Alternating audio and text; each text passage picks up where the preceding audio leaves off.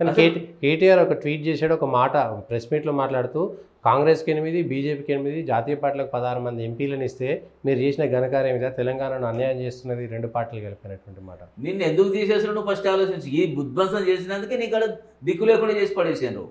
కార్మికులంతా కూడా తిరగబడ్డారు, కోల్బెల్ట్ ప్రాంతంలో అందరూ కూడా తిరగబడి, ప్రజలంతా తిరగబడడం వల్ల నీకు అక్కడ ప్రాతినిధ్యం దక్కలేదు కదా. అది నువ్వు సమీక్షించుకో ఫస్ట్.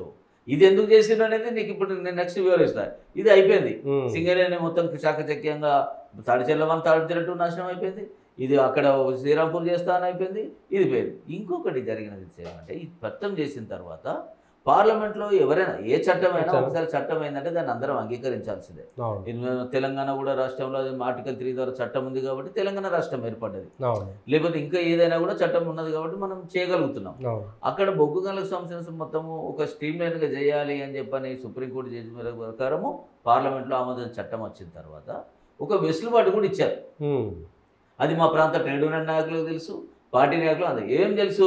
ఏమన్నారు ఆ చట్టంలో వెసులుబాటు? ఒక పీరియడ్ పెట్టారు.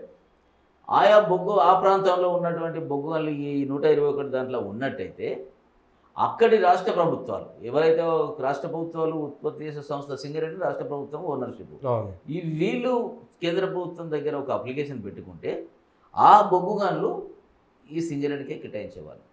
ఓకే, అంటే సింగరేణి ద్వారా రాష్ట్ర ప్రభుత్వము కేంద్రాన్ని కోరాలి. కోరడానికి గడువు ఇచ్చారు. ఓకే, గడువు ఇచ్చారు. ఆ గడువు లోపల మీకు ఇంట్రెస్ట్ ఉంటే మీరు పెట్టుకోండి లే అని చెప్తే ఆ గడువు అప్పుడు కేసీఆర్ గారు మౌనంగా ఉన్నారు. అప్లికేషన్ కూడా పెట్టలేదు. దీన్ని ఒక ఆయుధంగా రేపే దేనికైనా ఉపయోగించుకోవచ్చు. కార్మికులను ప్రజలను దీన్ని రెచ్చగొట్టచ్చు, సెంటిమెంట్ రగిలించవచ్చు, రేపు ఎన్నికలలో మనం ఉపయోగించుకోవచ్చు అని దాన్ని ఒక అభ్యర్థం పెట్టుకున్నాం. మరోవైపు తాడిచెర్ల 1, 2 చేసినట్టు రేపు ఈ బ్లాక్లను కూడా వాళ్ళకి అన్యాయులకు వాళ్ళకి ఇండైరెక్ట్గా ఇప్పించుకొని తద్వారా వాళ్ళు పొందే రాయల్టీ వాళ్ళు పొందడమో ఇండైరెక్ట్గా పార్ట్నర్ ఉండడం చేసే ప్రయత్నం కూడా వాళ్ళు చేయడం వల్లనే ఆనాడు ఇచ్చిన కేంద్ర ప్రభుత్వం ఇచ్చిన వెసులుబాటును వీళ్ళు ఉపయోగించుకోలేదు. ఉపయోగించుకోని మరి ఏమైనా ఉపయోగించుకున్నాయంటే ఛత్తీస్గఢ్ ఉపయోగించుకున్నది, అటుపోతే జార్ఖండ్ ఉపయోగించుకున్నది. ఎక్కడైతే ఆ వెసులుబాటు ఇచ్చారో వీళ్ళు రిక్వెస్ట్ పెట్టుకున్నారు. సార్ మా ప్రాంతంలో అప్పుడు సుప్రీంకోర్టు జరిగింది కదా, ఇప్పుడు కొత్త బ్లాక్లు వేలంలో వచ్చేసినాయి, మాకే ఇవ్వండి, మీ యొక్క నిబంధనలు మేము పాటిస్తామంటే వాళ్ళకి అలర్ట్ చేశారు. ఈయన వెళ్ళలేదు.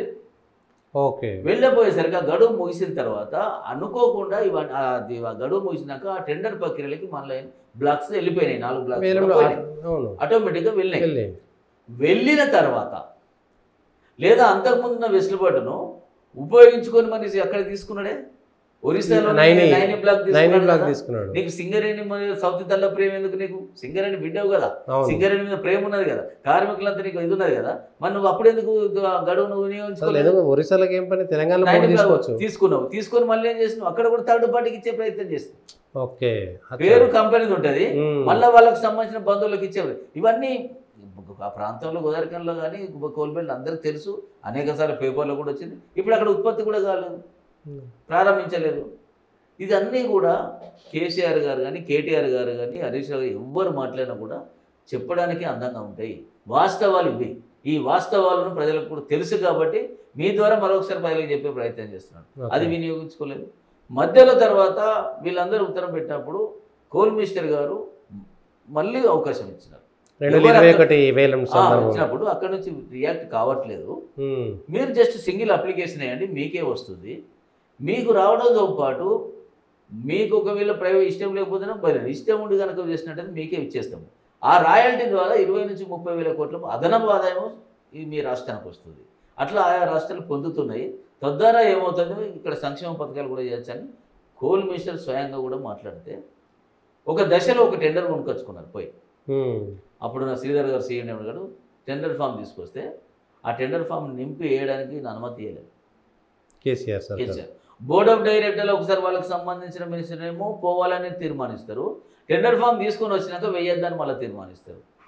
కేవలం ఇది ఒక అంశాన్ని రాజకీయం చేయడం కోసమే. సింగరేణి ప్రత్యేక కార్పొరేషన్ కదా, దాన్ని వాళ్ళకి చేసుకోవచ్చు కదా డైరెక్ట్గా.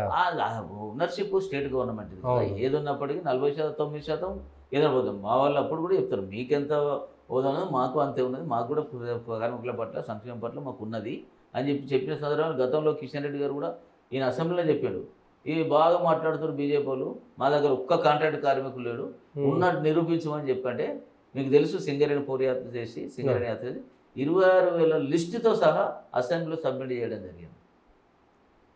సింగరేణిలో కాంట్రాక్ట్ కాంట్రాక్ట్ కార్మికులు ఎంతమంది చేస్తారు అని చెప్పాను. ఇక్కడ ఒక బాధాకరమైన విషయం ఏంటంటే అదే కాంట్రాక్ట్ కార్మికులకు సంబంధించిలో పర్మనెంట్ 30 తగ్గింది కదా చేస్తే, అందులో ఎస్సీ రిజర్వేషన్లు, ఎస్టీ రిజర్వేషన్లు, బీసీ రిజర్వేషన్లు ఉంటే ఆ యువతకు ఉద్యోగాలు వచ్చేటి కదా. అవును. ఇప్పుడు మొత్తం ప్రైవేటీకరణ రిజర్వేషన్ లేకపోవడం వల్ల ఇప్పుడు నష్టపోతున్నారు కదా. అప్పుడు నువ్వు చేసిన ద్రోహం ఏంది? ఇటు దళితులకు, గిరిజనులకు, బీసీలకు నువ్వు ద్రోహం చేస్తావు. ఆ ప్రాంతం ప్రైవేటీకరణ చేసిన నువ్వే చేస్తావు, లేదా నువ్వే చెప్తావు. ఓపెన్ కాస్ట్ వద్ద నువ్వే చెప్తావు. అసెంబ్లీ సాక్షిగా ఓపెన్ కాస్ట్ లేకపోతే సింగరేణికి మనగడ లేదా అని నువ్వే మాట్లాడతావు. అవును.